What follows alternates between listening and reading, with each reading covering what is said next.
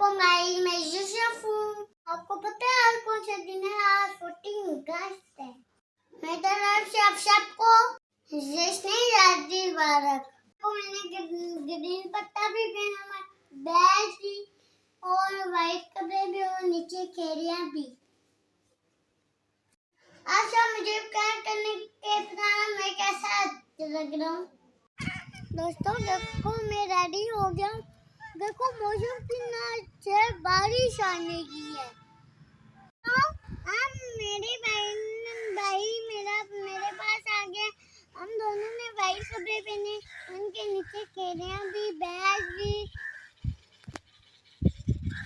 और टोपी भी हम दोनों भाइयों ने पहनी है। अब हम बाजार जाते हैं।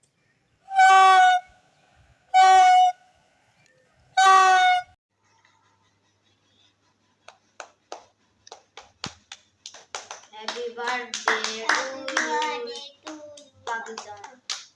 Happy birthday to you, Pakistan. Happy birthday